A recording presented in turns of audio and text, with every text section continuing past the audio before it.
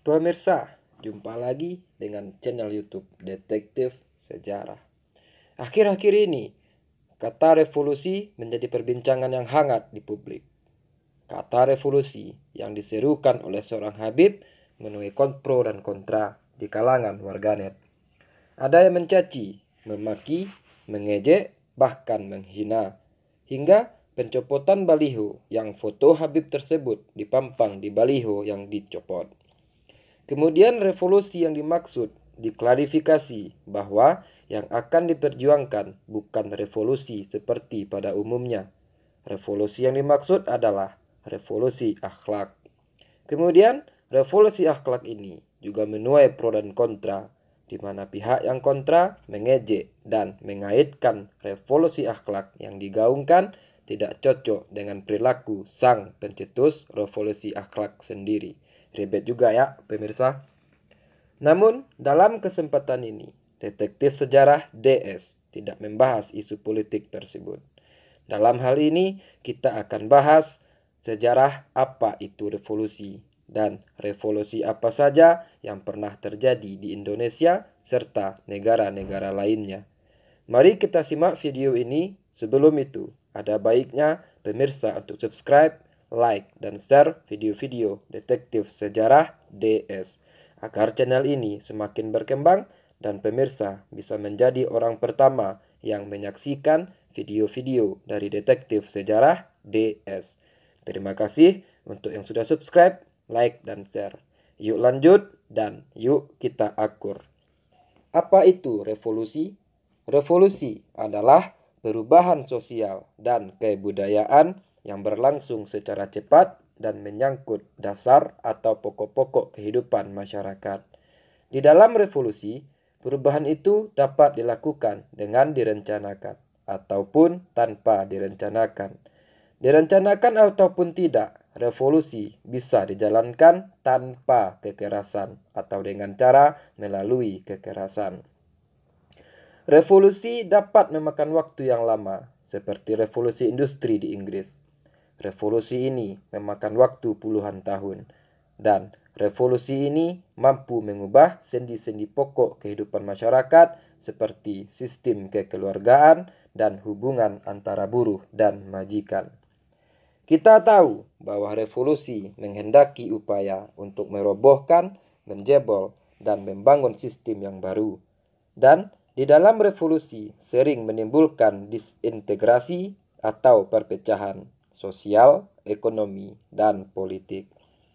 Dialektika revolusi mengatakan revolusi merupakan suatu usaha perubahan menuju kemaslahatan rakyat yang ditunjuk beragam faktor. Tidak hanya faktor pemimpin, tetapi juga semua elemen perjuangan serta sarananya. Kemudian, revolusi apa saja yang pernah terjadi di Indonesia maupun negara-negara lain? Mari simak penjelasan. Revolusi pertama adalah revolusi industri di Inggris. Revolusi industri terjadi pada periode antara tahun 1750 hingga 1850,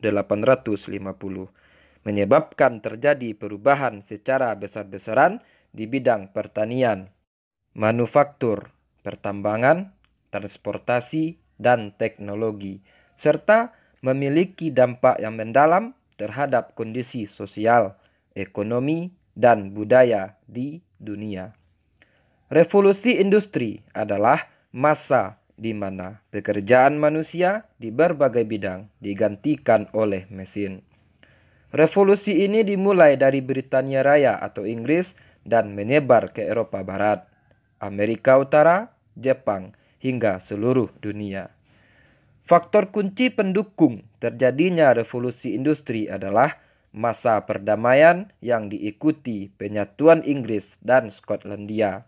Tidak ada hambatan perdagangan Inggris dan Skotlandia, aturan hukum, sistem hukum yang sederhana atau korporasi, dan adanya pasar bebas atau kapitalisme. Faktor yang melatar belakangi revolusi industri adalah terjadinya revolusi ilmu pada abad 16. Dengan kemunculan para ilmuwan seperti Francis Bacon, René Descartes, dan Galileo Galilei. Kemudian, adanya perkembangan riset, penelitian dengan pendirian lembaga-lembaga riset. Adapun faktor dari dalam seperti ketahanan politik dalam negeri, perkembangan kegiatan wira swasta, jajahan Inggris yang luas dan kaya akan sumber daya alam. Revolusi industri dikenalkan oleh Frederick Engels dan Louis Auguste Blanqui. Revolusi industri memunculkan sistem ekonomi kapitalis modern. Revolusi industri menandai dimulainya era pertumbuhan pendapatan per kapita dan pertumbuhan ekonomi kapitalis. Revolusi industri dianggap peristiwa paling penting dalam sejarah kemanusiaan. Dampak dari revolusi industri ini adalah mampu merubah Inggris menjadi negara industri yang maju dan modern. Revolusi industri juga membawa akibat yang luas di bidang ekonomi, sosial, dan politik, baik di Inggris maupun negara lain. Akibat di bidang ekonomi adalah membuat barang melimpah, namun harga murah. Perusahaan kecil banyak yang bangkrut, perdagangan semakin berkembang, transportasi semakin lancar. Adapun akibat revolusi industri di bidang sosial adalah berkembangnya urbanisasi, upah buruh rendah, munculnya golongan pengusaha dan golongan buruh, adanya kesenjangan antara majikan dan buruh, munculnya revolusi sosial, sedangkan di dalam perpolitikan, revolusi industri berdampak kepada munculnya gerakan sosialis dan munculnya partai politik dan munculnya imperialisme modern. Revolusi kedua adalah Revolusi Amerika. Revolusi Amerika adalah revolusi kolonial yang terjadi pada tahun 1765 hingga 1783. Patriot Amerika di 13 koloni mengalahkan Britania Raya dalam Perang Revolusi Amerika dengan bantuan Prancis dan mendirikan Amerika Serikat. Revolusi ini terjadi karena kesewenang-wenangan Britania Raya pada pendudukannya di Amerika Serikat. Pada awal 1651, pemerintahan Inggris mengatur perdagangan di koloni Amerika. Pada tanggal 9 Oktober, Undang-Undang Navigasi disahkan yang bertujuan untuk memastikan perdagangan hanya menguntungkan Britania Raya dan melarang perdagangan dengan negara asing. Tetapi gesekan politik yang dipicu tindakan tersebut menjadi lebih serius karena para pedagang yang terkena dampak adalah pihak yang paling aktif secara politik. Pada tahun 1680-an, Raja Charles bertekad menjadikan koloni New England agar bisa mengatur perdagangan lebih efektif. Upaya ini mendapat pertentangan oleh para kolonis, kemudian menyebabkan dicabutnya piagam kolonial oleh kerajaan pemerintahan Inggris berikutnya mengesahkan undang-undang yang mengatur perdagangan wol, topi, dan molase. Kemudian, pajak memperburuk ekonomi New England, sehingga mengakibatkan terjadinya penyelundupan, suap, dan intimidasi dari pejabat cukai. Kolonis Amerika menyatakan tolak pajak tanpa perwakilan rakyat. Mereka menolak pajak karena mereka tidak memiliki perwakilan dalam badan pemerintahan. Protes terus bergejolak hingga pembantaian Boston pada 1770 dan pembakaran Gaspee di Rhode Island tahun 1772. Diikuti pesta teh pada Desember 1773. Ketegangan meletus menjadi pertempuran antara milisi patriot dan loyalis Britania ketika utusan Raja George memusnahkan pasukan militer kolonial di Lexington dan Concord 9 April 1775. Kemudian berlanjut perang ketika para patriot melawan Britania Raya dan loyalis dalam Perang Revolusi Amerika. Kemudian, 13 koloni membentuk Kongres Angkatan Darat Kontinental atau Kongres Kontinental. Kemudian, Kongres Kontinental menyatakan Raja George adalah tiran yang menginjak hak kolonis sebagai rakyat Inggris dan mendeklarasikan Amerika sebagai negara bebas dan merdeka.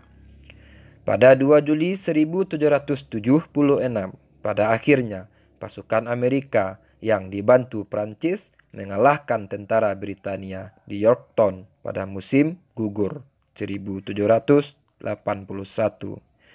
yang efektif mengakhiri perang. Pada tanggal 3 September 1783, konflik resmi berakhir dan memisahkan secara total Amerika Serikat dengan Imperium Britania. Amerika Serikat menguasai wilayah sebelah timur Sungai Mississippi dan selatan danau-danau besar, sementara Inggris memegang kendali atas Kanada, Spanyol, serta menguasai Florida. Revolusi Amerika ini menghasilkan industri Amerika Serikat, pembentukan pemerintah nasional. Revolusi juga mengakibatkan migrasi sekitar 60.000 loyalis ke wilayah jajahan Britania lainnya. Revolusi yang ketiga adalah Revolusi Prancis. Adalah suatu periode sosial radikal dan pergolakan politik yang memiliki dampak abadi terhadap sejarah Prancis dan Eropa secara keseluruhan. Revolusi ini terjadi pada tahun 1789 hingga 1799. Revolusi ini salah satu dari revolusi besar dunia yang mampu mengubah tatanan kehidupan masyarakat. Monarki absolut mengalami transformasi sosial politik, feodalisme, aristorasi, dan monarki mutlak. Setelah memimpin bertahun-tahun, monarki absolut diruntuhkan oleh kelompok politik radikal sayap kiri, oleh massa di jalan-jalan, dan masyarakat petani di desa. Ide lama yang berhubungan dengan tradisi, hierarki monarki, aristokrat, dan gereja Katolik digulingkan secara tiba-tiba dan digantikan prinsip liberté, égalité, fraternité atau kebebasan, persamaan, dan persaudaraan. Di tengah krisis keuangan, Raja Louis XVI naik tahta pada tahun 1774. Pemerintahan Louis dianggap tidak kompeten, sehingga semakin menambah kebencian rakyat terhadap monarki. Juga didorong oleh berkembangnya ide pencerahan dan sentimen radikal. Tahun pertama Revolusi Prancis diawali diproklamirkannya Sumpah Lapangan Tenis pada bulan Juni oleh Etats ketiga, diikuti dengan serangan terhadap Bastille bulan Juli, deklarasi HAM dan warga negara bulan Agustus, dan Mars kaum wanita di Versailles yang memaksa istana kerajaan pindah kembali ke Paris pada bulan Oktober. Penyebab utama Revolusi Prancis adalah ketidakpuasan terhadap ancien regime, perekonomian yang tidak sehat, panen yang buruk, kenaikan harga pangan, dan sistem transportasi yang tidak memadai. Rentetan peristiwa yang mengarah ke revolusi dipicu oleh kebangkrutan pemerintah karena sistem pajak yang buruk dan utang besar akibat keterlibatan Prancis di dalam medan perang. Faktor lainnya adalah kebencian terhadap pemerintah seiring berkembangnya cita-cita pencerahan. Dampak revolusi Prancis terhadap keberlangsungan pemerintahan Prancis maupun negara lain terlihat pada bidang politik, bidang sosial, dan bidang ekonomi. Desember 1792, negara Republik didirikan dan Raja Louis XVI dieksekusi tahun berikutnya. Perang Revolusi Prancis pada tahun 1792 berakhir dengan kemenangan Prancis secara spektakuler.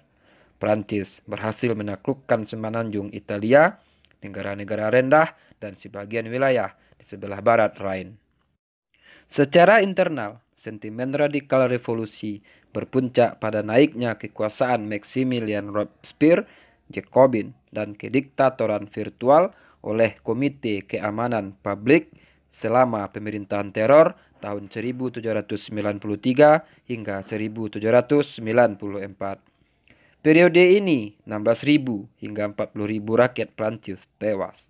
Setelah Jacobin jatuh dan pengeksekusian Robespierre, Direk Tani mengambil alih kendali pada 1795 hingga 1799. Kemudian ia digantikan oleh konsulat di bawah pimpinan Napoleon Bonaparte tahun 1799. Revolusi Prancis menimbulkan dampak yang mendalam terhadap perkembangan sejarah modern. Pertumbuhan republik dan demokrasi liberal, menyebarnya sekularisme, perkembangan ideologi modern, dan penemuan gagasan perang total. Semua ini merupakan warisan revolusi Prancis. Dampak positif revolusi Prancis ke Indonesia adalah paham nasionalisme, paham demokrasi, persatuan yang berkembang pesat dan dipelajari serta dipahami oleh Indonesia guna menentang kolonialisme Belanda. Salah satu organisasi perjuangan di Indonesia, Budi Utomo, lahir dengan paham nasionalisme.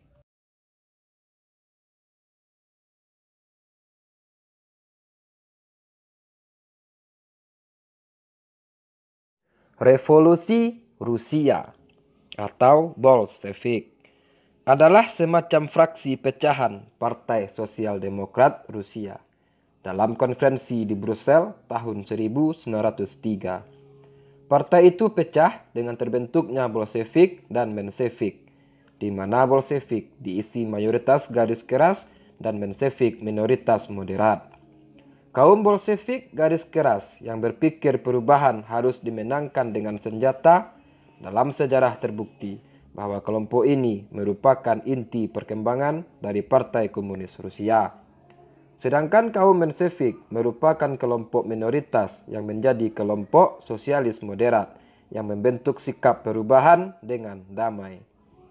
Bolshevik dan Menshevik memiliki misi yang sama, yakni menggulingkan pemerintahan Tsar, namun bergerak secara terpisah karena perbedaan ideologis. Meski demikian, Bolshevik pernah berhasil memperoleh kursi pemerintahan yang direbut secara kudeta dari kaum Menshevik. Namun, Bolshevik pun pecah karena perbedaan pendapat di dalam kubu partai itu sendiri. Bolshevik terbentuk dari pertemuan 57 anggota partai utusan Demokrat Rusia di kota Brussels, Belgia tahun 1903. Dalam pertemuan tersebut, terdapat dua pemahaman yang dianut oleh masing-masing utusan, Marxisme dan Leninisme. Hal ini mengakibatkan perselisihan pemahaman dan cara pandang anggota dan mempengaruhi proses pemilihan umum ketua partai. Kemudian diselenggarakan pemilu dengan dua nama kandidat, yakni Kerensky dan Lenin. Lenin pun kalah dalam pemilihan tersebut. Perpecahan pun tak terhindarkan. Kemudian terbagi menjadi dua kelompok, yaitu Menshevik yang moderat dan Bolshevik yang garis keras. Perang Dunia I memberi dampak buruk dan kerugian besar bagi Rusia, baik secara militer dan ekonomi. Akibatnya, masyarakat tidak puas terhadap pemerintahan Tsar. Pemerintahan Tsar pun digulingkan oleh kaum Menshevik di bawah pimpinan Alexander Kerensky pada Maret 1917. Pemerintahan Rusia dipimpin beberapa bulan oleh pemerintahan sementara dengan pimpinan Alexander Kerensky. Mengetahui fenomena yang terjadi pada pemerintahan Tsar Rusia, Lenin pulang dari Swiss. Lenin terkejut mengetahui Bolshevik ikut bersama Kerensky menggulingkan Tsar. Lenin pun segera mengorganisasi kaum Bolshevik untuk menggulingkan pemerintahan sementara Kerensky. Lenin menyerang Kerensky dengan keyakinan pemerintahan Kerensky lemah, meskipun telah menyentuh hingga ke tingkat provinsi. Kemudian ia mendesak para Bolshevik untuk mengambil alih pemerintahan provinsi dan menggantinya dengan anggota komunis. Mengetahui pergerakan tersebut, Kerensky memerintahkan penangkapan bagi Lenin. Kemudian usaha Bolshevik gagal dan Lenin kabur sembunyi. Meski gagal, Bolshevik tidak menyerah. Lenin berseru pada anggotanya untuk menyadari krisis yang terjadi di Rusia.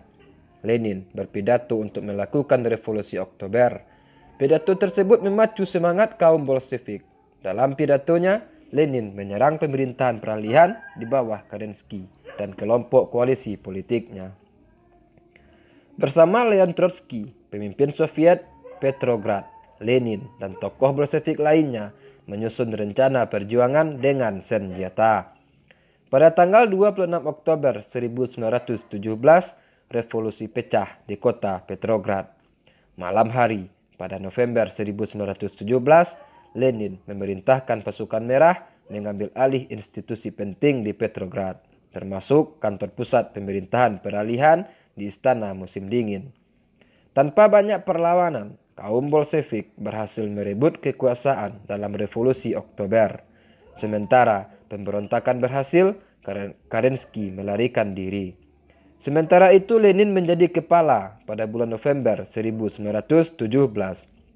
Lenin pun sukses membawa negara Soviet melewati tahun-tahun pertamanya, termasuk melewati Perang Saudara pada tahun 1918 dan 1921. Dalam sidang 3 Dewan Pekerja, Militer, dan Petani pada pertengahan Januari 1918, kaum Bolshevik mengubah nama Republik Soviet Rusia menjadi RSFSR. Rossiyskaya Sovetskaya Federativnaya Sosialistiskaya Republika atau Republik Sosialis Federasi Soviet Rusia. Kemudian Bolshevik menyusun berbagai kebijakan politik dan ekonomi untuk perbaikan keadaan akibat revolusi dan perang. Kemudian program lain, pembentukan monopoli pemerintah atas perdagangan luar negeri, penyitaan tanah-tanah milik tuan tanah, nasionalisasi tanah, serta pembentukan perekonomian Soviet dan perkebunan sitaan tuan-tuan tanah berskala besar dan menggeser ketertinggalan ekonomi negara dengan mengembangkan kekuatan produksi. Revolusi Nasional Indonesia adalah sebuah konflik bersenjata dan pertentangan diplomasi antara Republik Indonesia yang baru lahir melawan Kerajaan Belanda yang dibantu sekutu yang diwakili Inggris. Mulai dari proklamasi kemerdekaan Indonesia tanggal 17 Agustus 1945 hingga pengakuan kemerdekaan Indonesia oleh Kerajaan Belanda pada Desember 1949. Meskipun demikian, revolusi ini telah dimulai tahun 1908, yang saat ini diperingati sebagai Kebangkitan Nasional Indonesia. Revolusi ini tercatat di dokumen sejarah pada tanggal 17 Agustus 1945 hingga 27 Desember 1949 dengan hasil pengakuan Belanda atas kemerdekaan Indonesia. Meskipun Indonesia telah merdeka dari penjajahan Jepang pada tanggal 17 Agustus 1945. Dalam peristiwa ini, Belanda hanya mampu menguasai kota-kota besar di Pulau Jawa dan Sumatera. Pergerakan nasional untuk mendukung kemerdekaan Indonesia dari Kerajaan Belanda seperti Budi Utomo, Partai Nasional Indonesia, Sarekat Islam, dan Partai Komunis Indonesia tumbuh di pertengahan abad ke-20. Gerakan nasional memprakarsai strategi kerjasama dengan diplomasi ke Volkskraat. Dengan diplomasi, gerakan ini diprakarsai oleh Budi Utomo dan Sarekat Islam. Sedangkan gerakan nasionalis lainnya memilih cara non-kooperatif diprakarsai oleh Bung Karno dan Muhammad Hatta. Pada akhir bulan Agustus 1945, pemerintahan Republikan telah berdiri di Jakarta. Kabinet presidensial dibentuk dengan Bung Karno sebagai ketuanya. Pemilu dan Komite Nasional Indonesia Pusat dibentuk untuk membantu presiden. Mendengar berita pembentukan pemerintah pusat, beberapa raja menyatakan menggabungkan diri dengan Indonesia. Sementara yang pemerintahan kerajaannya didukung oleh pemerintah Belanda menolak mentah-mentah pembentukan ini. Penolakan Van Mock untuk merunding dengan Bung Karno adalah salah satu faktor yang memicu perubahan sistem pemerintahan dari presidensial menjadi parlementer. Tanggal 14 November 1945, Bung Karno diganti oleh Sultan Syahrir, seorang sosialis yang dianggap figur yang tepat dijadikan ujung tombak diplomatik. Dalam pandangan Inggris dan Belanda, Sultan Syahrir dinilai orang yang moderat, intelek, dan seorang yang telah berperang selama pemerintahan Jepang. Menjelang berakhirnya tahun 1945, situasi keamanan ibu kota Jakarta memburuk dengan saling serang antara kelompok pro kemerdekaan dengan kelompok pro Belanda. Mr. Muhammad Rum mendapat serangan fisik. Sultan Syahrir, Perdana Menteri saat itu, nyaris dibunuh Nica atau simpatisan Belanda. Oleh sebab itu, Insinyur Soekarno bergerak cepat dengan memerintahkan secara rahasia pada Balai Yasa Manggarai untuk segera menyelamatkan petinggi negara pada tanggal 1 Januari 1946. Kemudian, 3 Januari 1946 diputuskan Bung Karno dan Bung Hatta serta beberapa menteri dan staf serta keluarganya pindah ke Yogyakarta sekaligus memindahkan ibu kota. 20 Juli 1947, Belanda meluncurkan serangan militer, disebut agresi militer Belanda pertama. Tujuan utama untuk menghancurkan kekuatan Republikan. Aksi ini melanggar perjanjian Linggarjati yang sudah ditandatangani sebelumnya. Aksi ini berhasil memukul pasukan Republikan dari Sumatera, Jawa Barat, dan Jawa Timur. Republikan kemudian memindahkan pusatnya ke Yogyakarta. Aksi Belanda ini tidak disenangi oleh negara lain seperti Australia, India, Uni Soviet, dan Amerika Serikat. Kemudian, Dewan Keamanan PBB membentuk Komisi 3 Negara untuk mendorong negosiasi dan mengeluarkan resolusi untuk gencatan senjata. Revolusi ini berujung pada berakhirnya pemerintahan kolonial Hindia Belanda. Yang terakhir adalah Revolusi Bolivarian. Adalah proses politik di Venezuela yang dipimpin oleh Presiden Venezuela Hugo Chavez, pendiri Gerakan Republik Kelima dan Partai Persatuan Sosialis Venezuela. Revolusi Bolivarian dinamai dari Simon Bolivar, pemimpin revolusioner Venezuela dan Amerika Latin awal abad 19. Revolusi ini bermula tanggal 2 Februari 1999 sampai sekarang. Revolusi ini bermotif untuk pembentukan hegemoni budaya dan politik. Revolusi ini menghasilkan penderitaan dan krisis hebat di Venezuela. Ketika dirawat karena penyakit kanker pada usia 57 tahun, Chavez mengumumkan bahwa ia telah merubah slogan revolusi mereka dari tanah air, sosialisme atau kematian menjadi tanah air dan sosialisme. Kita akan hidup dan kita akan datang keluar sebagai pemenang.